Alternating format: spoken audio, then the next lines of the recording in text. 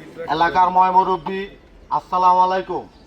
আজকে আমরা যে উদ্দেশ্যে কেন বসছি, উদ্দেশ্য হলো একটা, আমাদের এলাকার সন্তান পিরোজপুর ইউনিয়ন আমাকে একটা গর্ব।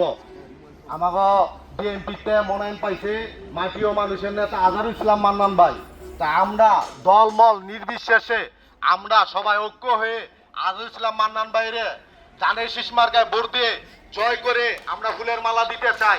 সবাই একমত আছেননি? আপনারা সবাই একমত থাকলে আমরা আজকে যদি আজহারুল ইসলাম মান্নান ভাইরে আমরা 5 নং ওয়ার্ডেতে ফুলের মালা দিতে পারি, তা আমরা যে কোনো কাজের লগে আজহারুল ইসলাম মান্নান ভাইয়ের কাছে গেলে আমরা ফিরাইতাম না।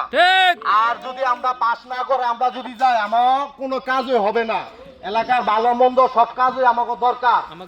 আমার সদ্য চাচা মাসুমুরা ম্যাম আছে, ওনার উদ্দেশ্যে আমি কিছু কথা বলতে চাই।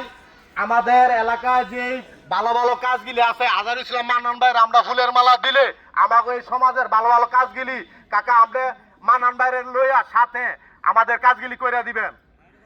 এ বলে আমার কথা শেষ করলাম। আসসালামু আলাইকুম।